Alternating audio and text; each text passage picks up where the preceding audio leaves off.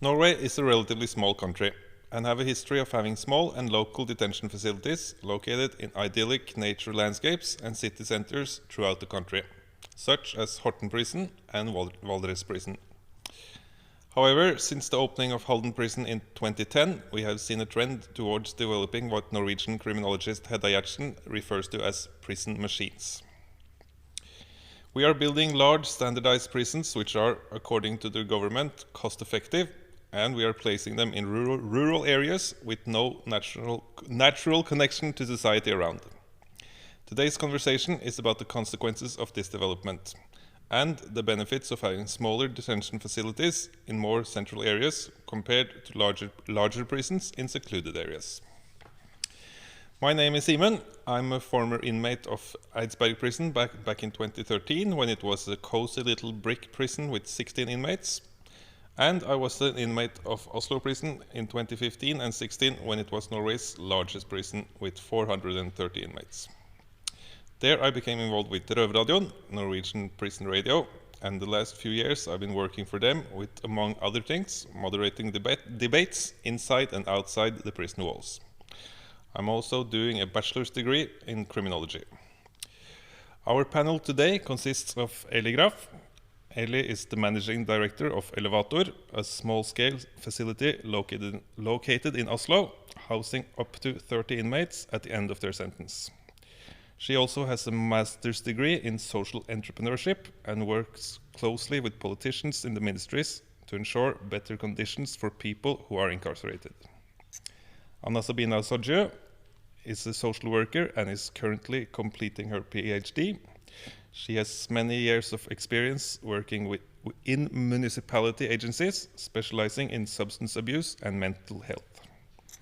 Johan Lothe is the managing director of Wayback, an NGO supporting inmates in the process of reintegration. He has many years of experience with the Norwegian prison system, both through his work with reintegration and through his own lived experience.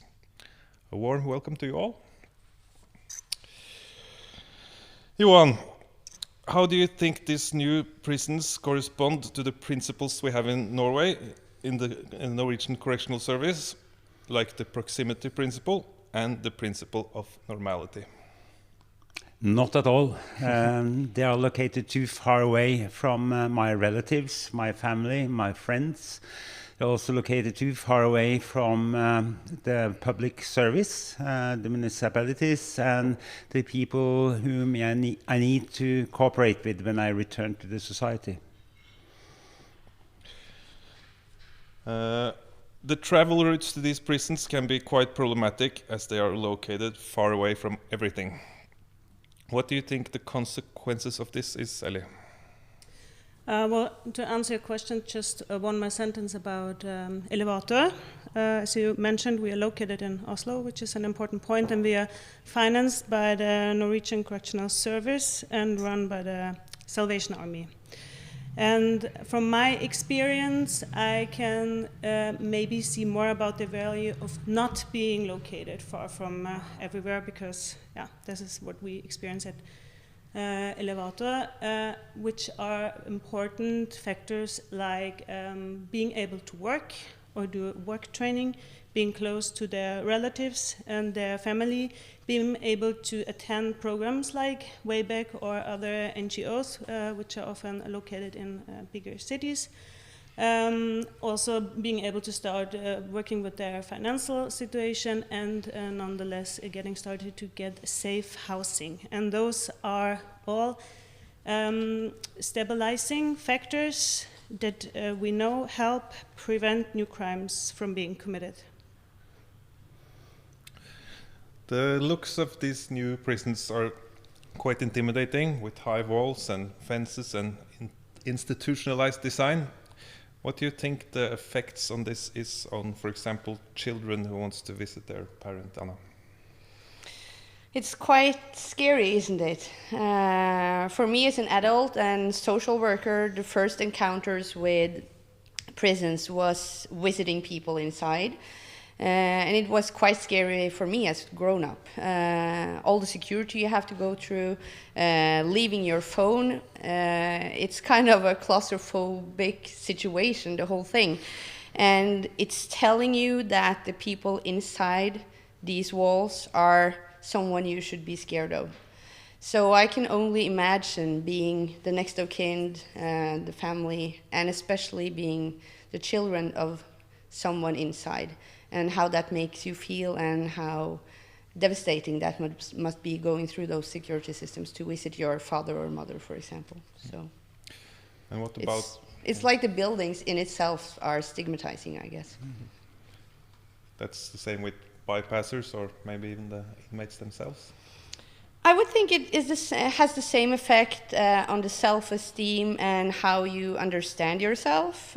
Who am I if society have to be so careful around me?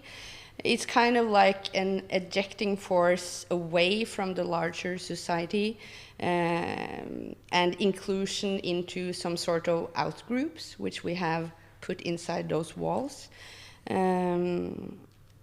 And we also know that institutions who, in different fields or similar fields like psychiatric wards or psychiatric institution has a way of developing their own society inside, like different rules, different cultures, which might also make it harder to be part of what we can call the greater society when you get back outside, I guess. How easy is it to plan a release from such like the new prisons, maybe like Halden, that's all the way into the forest, Eli? I don't think it's easy if there's not a step being included in between those kind of prisons and being released. And the very new experience that came to Elevator this year is that we now also have female prisoners, and we see that what is not easy for male prisoners is even harder for female prisoners because they're so few. And most of the prisons that are for women, they are located in the southeast of Norway. So for them, sometimes they have to make a very tough decision by having to decide either, do I want to have a good rehabilitation program while I'm doing my sentence, or do I want to keep in touch with my kids? So, yeah. Johan, what do you think about the plan to release people from these new prisons away? It's too far away from the society, and when you try to plan your new life in the greater society, you need to be excluded from where you come from. Now I think about the prison where I have been, let's say, for the last couple of years. Another thing is also that I'm then released from a high security prison, which is not good.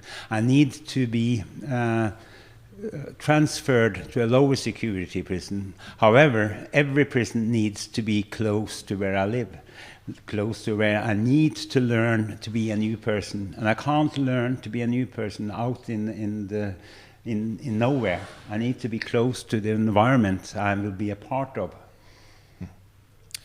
One thing is the physical distance, which complicates such things as visits, planning release, and so on. Another thing is how the distance to society affects your mind.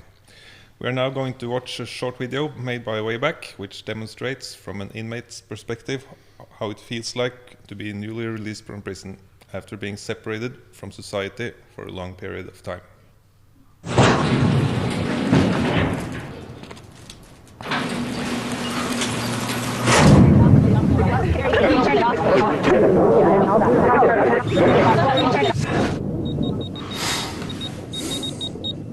Kort veldig kontant, så langt jeg venter her, hvor mange sentrale. Har du penger, eller? Kort, hallo?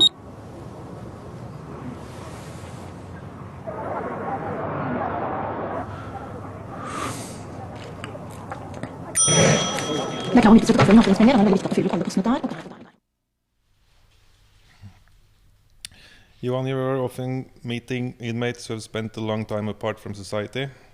Do you think physical distance from society can also distance you mentally? Absolutely.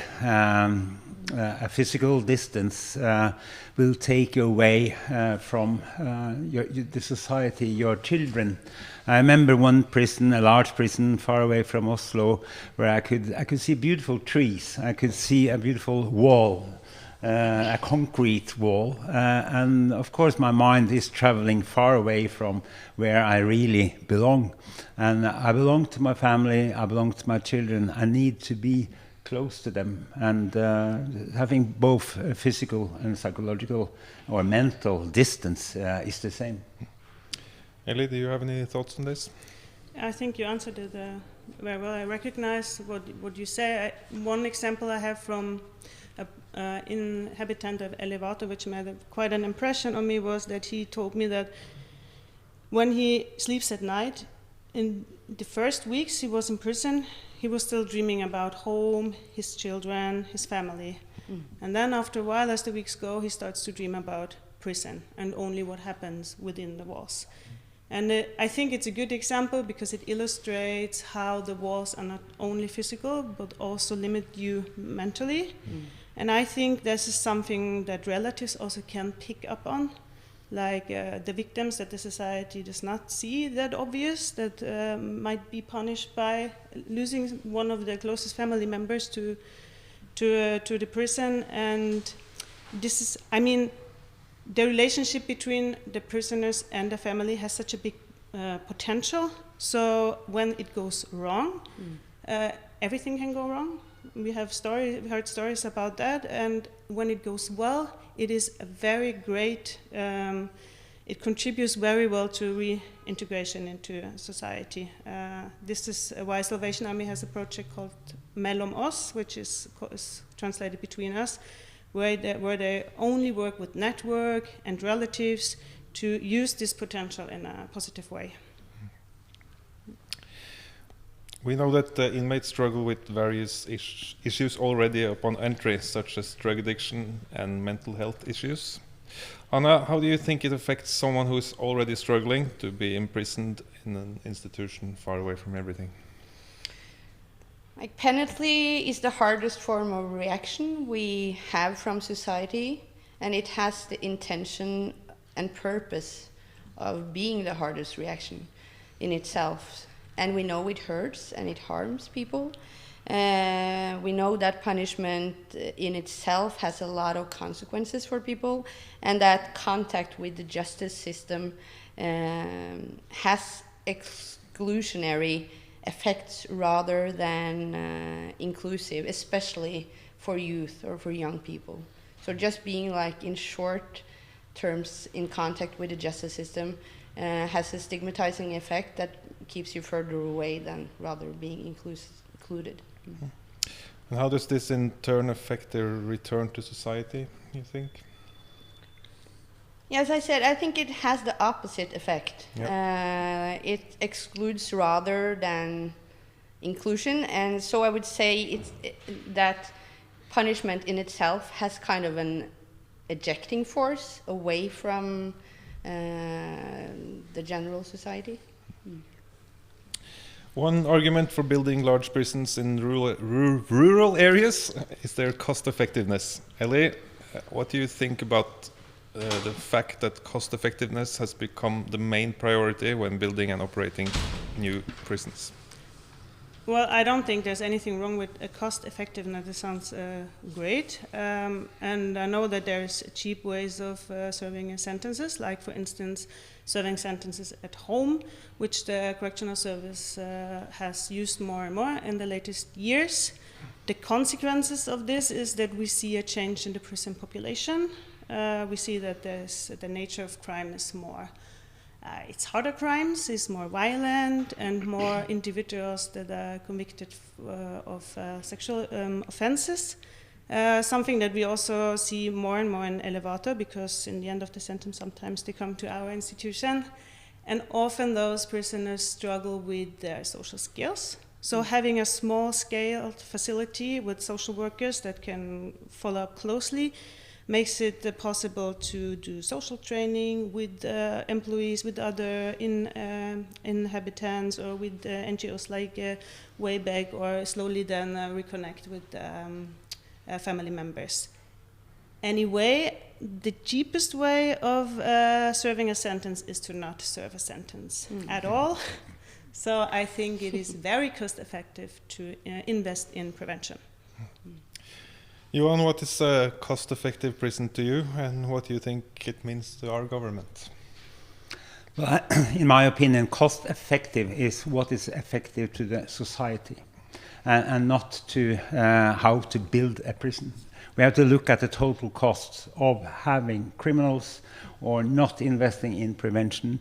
I believe that we politicians today are not able to see the total costs of having children not growing up with one or two parents, the absence of their parents, the society around them, their friends, the stigma for the children that they have a mother or a father in prison. And also I believe that when you have smaller detention units, you have a better cooperation with the employees of the prison as well, because you feel responsible to behave both ways, both between the inmates as well as the employees of the prison. It's a closer society, and I believe you can succeed far more. So the total cost of the society is not the building of the prison. One of the values of the Norwegian Correctional Service is transparency. Yet prisons are sent out in the woods, out of sight, out of mind. What signal do you think that sends to the general population, Anna? I'm not an architect, but we build with intention of telling people something, and we have examples with urban spaces where we have seen benches who are built not for homeless people to be able to sleep on them, telling them not to be there, like be a part of the urban spaces. And when we enter the courthouse here in Oslo, for example, if you have entered those doors, they are really high and they're really tall, and it has the intention, I think, to tell you that you are small and you are now in contact with power, and you are, I feel, powerless with those kind of buildings. So similarly, large prisons with walls and closed doors tell us about danger, and that we should be scared of the people inside behind those walls, I guess. Earlier on, we had a look at flight photos from the two newest prisons in Norway. This is a close-up of the new Agder prison, Magndal department. The meeting with society is non-existent. The outside of the prison is an unattractive place to be, and the inmates have no contact with normal life. What if we think differently about size and location? This is an illustration of how a detention facility, according to RESCALE's vision, could look like. A rescaled detention house, where parts of the unit are in direct contact with the locals. This is a lower security facility located in a city context. It would look different if located, for example, in a smaller village. The point is that the facility is adapted to the community and the people who are incarcerated there. What impact do you think it can have to build detention facilities that blends in with the local architecture as opposed to building large and intimidating prisons, Johan? I think it does something with all of us. It does something with the people outside the prisons. The building blends in. The buildings are not excluded. It's like the prisons we used to have in Norway 150 years ago. They were in the city center. They were the inmates. They were like a part of the society. Now, with the walls, we exclude the inmates from the society, and it works both ways. That you are excluded from the society, and the society is excluded from the people behind the walls. And in Norway, we have the principle of normality, that you can go to work. Yes, we can go to work in some of the prisons we have, but we walk from an anonymous building to another anonymous building. It doesn't have a soul. In the picture you just showed us, you can see that the buildings have a soul, and you can feel that you will... I think really that you will behave differently when you are surrounded with softer walls and flowers and yeah. Anna, do you think such a design and transparency could have any effect on prejudices when it comes to inmates? Yeah, it would surely make the whole thing a more part of the local community in itself. And we know that like belonging to the community has an impact on recovering and making changes for the better in your life. And the sense of belonging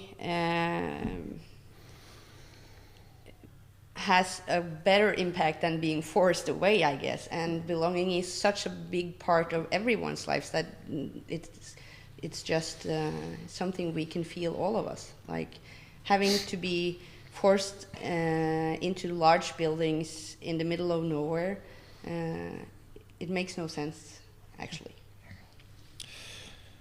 In the examples shown, the inmates sell self-produced organic goods like honey, eggs and vegetables, and are in this sense positive contributors to the community. In what other ways can the detention facility contribute positively to its community, do you think, Johan? You could have a workshop, you can have people coming to do shopping in the prison.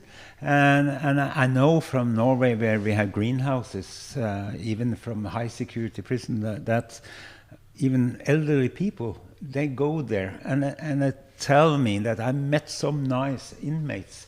So it has a really nice and good and meaningful contribution to the community, and it's supposed to serve both ways. That I, as an inmate, can feel that I have a belonging to the society. I can do something positive to the society, as well as the other way around, as the society can get something from us. Any thoughts, Anna? I heard Ellie tell something about a prison in Germany where they were running a restaurant and where people were learning how to run a restaurant, and the community coming there to eat. But I don't know if I have any more ideas. But when we build services, and I have been working in social services for several years, we often happens to create similar system for very different people. Because when we first define a group out of society, we seem to think that they are equal to each other and not to the rest of us or something. So seeing the diversity here in both the ones who are in prison, but also the community, and what kind of resources they can bring into building something together, I think that would be kind of challenging, but I think that would be more energy in doing something that is built on the local resources. So not one size fits all, as we always do in Norway when we build social services. It's always like manually based. Like if we know that something works in one community, we put it in the next one as well. Mm-hmm. Johan, how important is it to feel like a part of society? It is very important because in my opinion, sometimes we talk too much about the sentence itself. We forget that we need to be reintegrated to the society. That's why it's so important, because it's the person I'm going to be when I'm being released, which really has a value, both to the society, to me, my family, and everybody around me. So to make sure that I'm not returning to prison, that I'm out of crime, and that if you reintegrate the prison, you also reintegrate the inmates to the society. And that's the philosophy we have in RESCALED, the reintegration. What do you think it would mean to return to society as a part of the community, as opposed to standing outside a rural prison with all your belongings in a plastic bag, Hailey? Well, I think you answer your question yourself by putting in that way. I mean, on one hand, you are part of a community, you're part of something, and on the other hand, you are not. You're isolated. And we sometimes get prisoners from high security prisons, and we have experienced that they wish to be transferred back to the high security prisons after being at Elevator for 2 days. Even though Elevator is very structured, we have strict rules and routines, it's overwhelming and very confusing. So just imagine how difficult it must be to do this all by yourself. Sometimes we need up to 1 year to get everything prepared. If someone has done a really long sentence, to get everything prepared for the day they get released. And to imagine this person doing this all by themselves the first day in their freedom is, tough.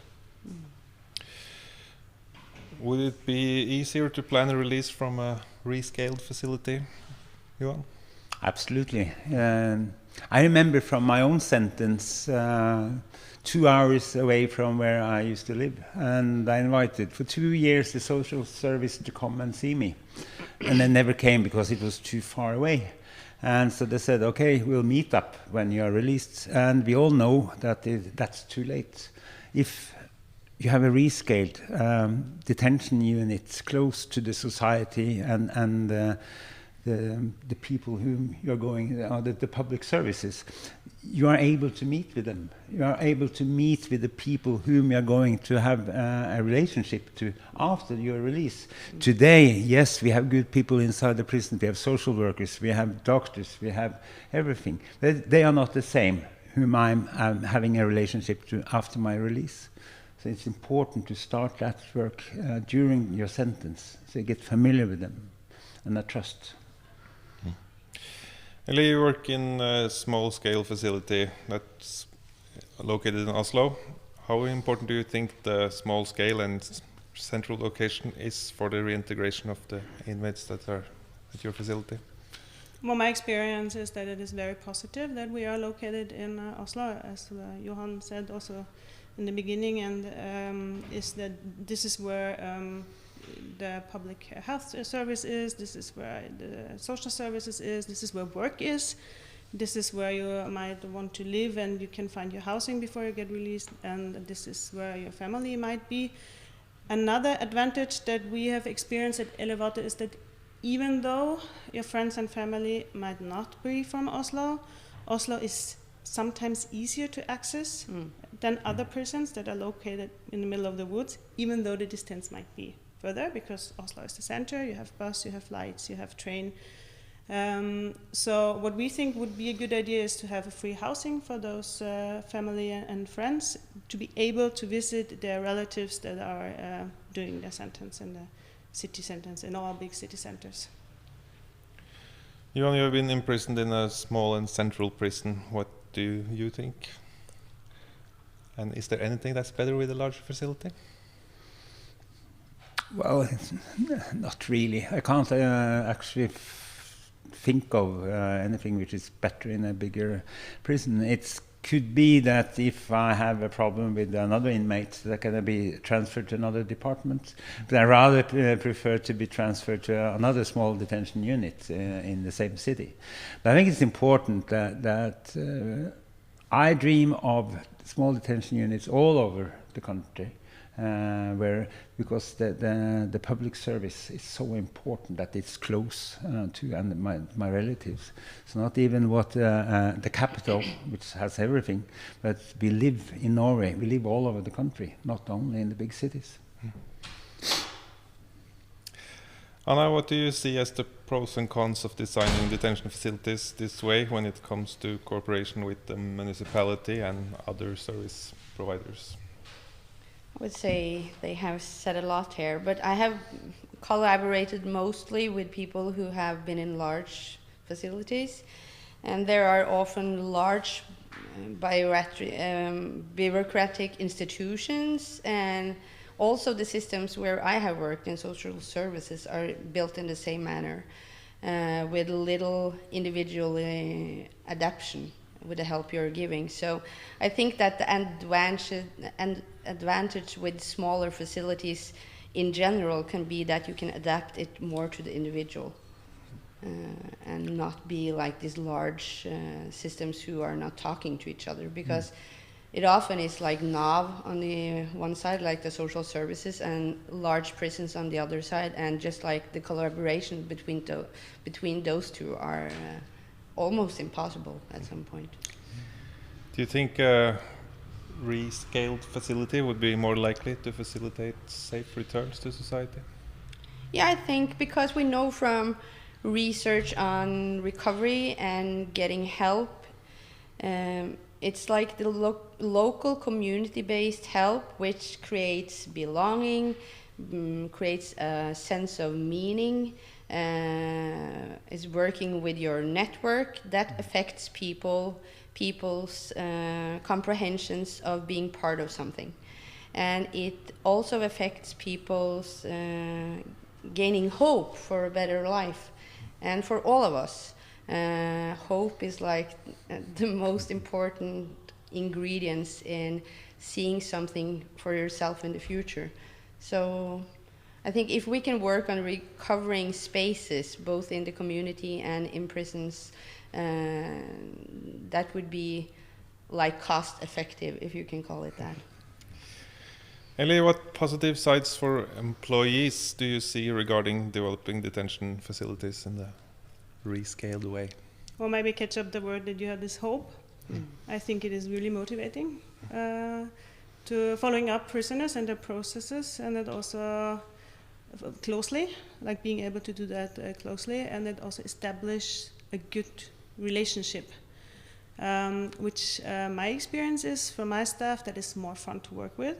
And it's more productive to actually, we talked about trust earlier today, how important it is to have a trust relationship between the people that are helping and the prisoners. And I also think it gives them better results. Another point that is important for me, from my perspective, is that it also creates a safer work environment around the employees. Are there any negatives for the employees? Well, I think as a social worker, it's always a difficult balance between the wish of helping on one hand and being consequent, strict, and setting borders on the other hand. And that gets more difficult as more equal the relation becomes, I guess. But from my experience in managing the stuff at Elevator, I think we have good results because we have high professional, competent staff, which makes it possible to be good at this balance, and also being aware of having a good work environment, I think is important. Johan, the rescaled facility might be better for the inmates, but can it actually be beneficial for the local community too? Yes, I think so. I have an example from a small detention unit in Oslo, where we took part in helping the other people living there, mowing the grass, Dugnad, cleaning as up. we call it in Norwegian. The Dugnad word, yes, where we all work together.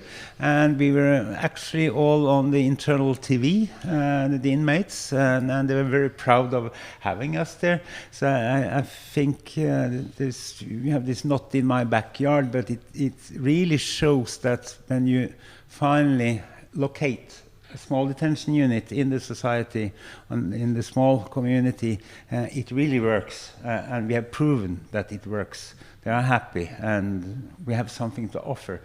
And if you look at crime, for example, all the crime is committed outside the prison. It's not inside the prison, and probably the area where we have the small detention units are the safest areas in Norway.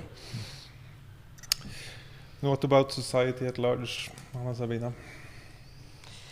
Like, even though we know that punishment hurts, we also know that those we punish, they are going back to the society and are going to be our neighbors and friends and everything. So it benefits everyone that we work as best as we can in this area. And one of the things I think that happens when you stigmatize someone or make something taboo is that we think that it only applies to people that we don't know, and we don't see it as our neighbors. But there are people we have around us all the time. So I think we are all best served by having as many people feel as part of the larger society as opposed to being left outside. So what we do in the times that we punish people has a large impact on how it goes afterwards, I think. Johan, what do you think about the benefits for the society at large with the rescaled model? I think I'm returning to the cost for the society and the personal cost as well on an individual basis. And all together we need to add up the personal cost, the cost of the prison, running the prison, as well as the society, the cost of the society. And it's so important from a human point of view as well that we respect every human, and it's worth having to be able to reintegrate everybody so we can live in a good society, and that we belong to the society, have a feeling of the belonging is important. Ellie, do you have any thoughts about the effects? Nothing to add. We still have a lot of time, so I guess we will be rounding off then. The panel seems to agree that smaller detention facilities located in more central areas are optimal for both inmates, employees, and the society. But you think that Norway is ready and open for shifting back to the idea of small detention facilities with the new elements that Rescaled focuses on, Anna? Actually, I lived in the United States for a while, and when I was there, they were always talking about the Norwegian prison system, and so for me it was kind of like, okay, so we have been going back in time.